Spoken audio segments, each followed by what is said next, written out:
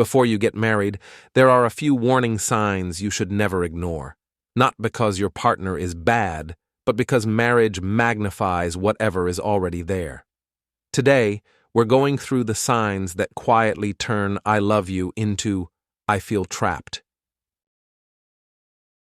And stay with me, because sign number 6 is the one people misread as maturity. It sounds like, "I'm chill, I don't do drama," but long-term, it can turn into loneliness inside the relationship. Quick note, this isn't about finding a flawless person. It's about patterns. Everyone has a bad day. A red flag is a repeating strategy that protects someone's ego at the cost of your safety, your peace, or your future. Sign number 1.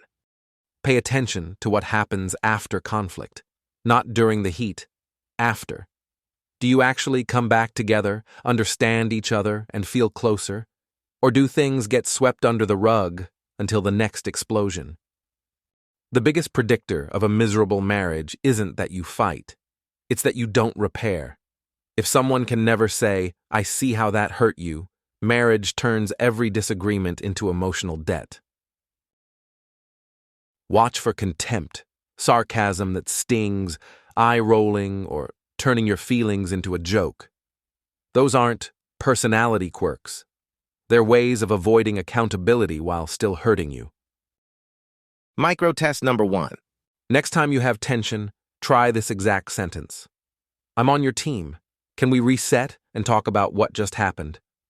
A safe partner may still be annoyed, but they'll make room for repair. An unsafe partner will punish you for even asking.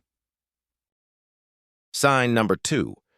If you're talking about marriage, the future can't be a foggy "we'll see." The red flag is when someone loves the vibe of commitment, but avoids the responsibilities of it. Look for future faking, big romantic statements, but no follow-through. "You're the one. We'll build a life. We'll travel the world." And then they can't pick a date, won't discuss budgets, or dodge basic planning. A grown-up relationship can handle details without killing the romance. In fact, clarity is romantic. It's hard to feel secure when everything important is later. Sign number 3. Money isn't just math. It's trust, stress, and values. If you can't talk about spending, debt, or savings without defensiveness, marriage won't magically fix that. It usually turns it into resentment. Red flags here include hidden accounts, "I don't want you to know," impulsive purchases that create emergencies, or using money to control you, like giving you an allowance, tracking everything, or making you feel guilty for basic needs. Micro test number 2. Ask, "If we were married next year, what would our monthly budget look like?" Not to interrogate, to collaborate. If they can't stay in the conversation, or they turn it into a power fight, that's your information. Sign number 4. It's great to love your family. The red flag is when your partner can't set boundaries. If their parents' opinion overrides your needs, you don't have a partnership. You have a committee. Watch for phrases like, "That's just how my mom is," or "My dad would never allow that," or "It's easier if you just do what they want." Translation: you will be the one sacrificing your comfort to keep their family calm. Marriage is when you build a new team. Healthy families adjust. Unhealthy families compete. And if your partner always chooses the family to avoid conflict, you'll be the one carrying the conflict alone.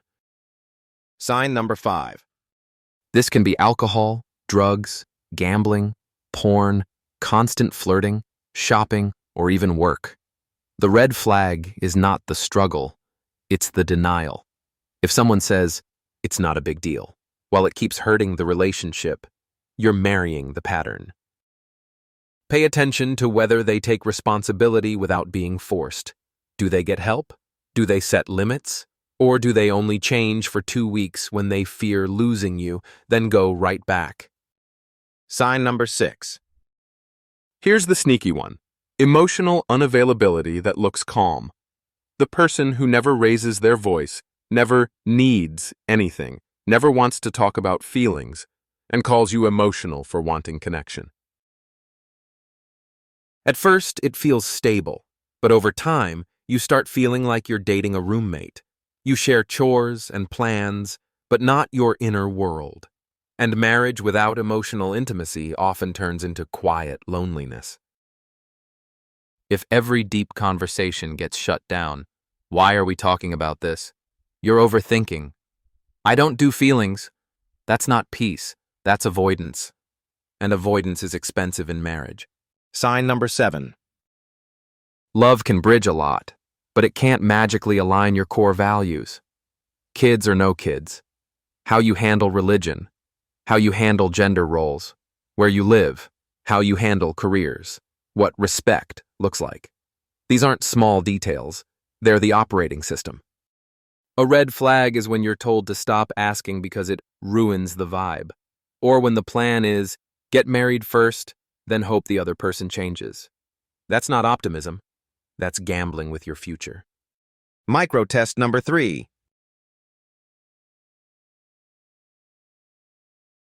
Ask, what do you think a good husband or wife owes their partner on their worst day? Listen for empathy and teamwork. If the answer sounds like entitlement, control, or I shouldn't have to, pay attention. Sign number 8. If you regularly feel embarrassed by your partner, don't ignore that. Teasing is only teasing if both people laugh. If the joke always has a target, your body, your intelligence, your family, your past, that's a power move disguised as humor. The key question is, when you say it hurt, do they care? A healthy partner may be surprised, but they'll adjust. A red flag partner will double down. You're too sensitive. That's how they train you to accept disrespect. Sign number 9. This one is about you, not to blame you, to protect you. If you notice you're constantly editing yourself, walking on eggshells, lowering your needs, or apologizing just to end tension, that's your nervous system reporting the truth. A healthy relationship makes you more yourself. An unhealthy one makes you smaller. If you're already shrinking before marriage, the pressure of bills, kids, and stress usually makes the shrinking worse, not better. Now, here's the part most people skip. A red flag isn't always leave immediately. Sometimes it's slow down, get curious, ask better questions, consider premarital counseling. Watch whether the pattern changes when things are calm, not only when they fear losing you. And if anything in your relationship involves intimidation, threats, control, or fear, please take that seriously and talk to someone you trust. Love isn't supposed to cost you your safety. If you want to keep learning without spiraling, here's a helpful mindset. Don't ask, do we love each other? Ask, do we repair? Do we grow? And do I feel respected when life is hard? Those answers predict marriage more than chemistry does. Tell me in the comments which sign hit the closest. And if you want a follow-up, I can do a video on green flags that actually matter in long-term marriages, the ones people don't talk about until it's too late.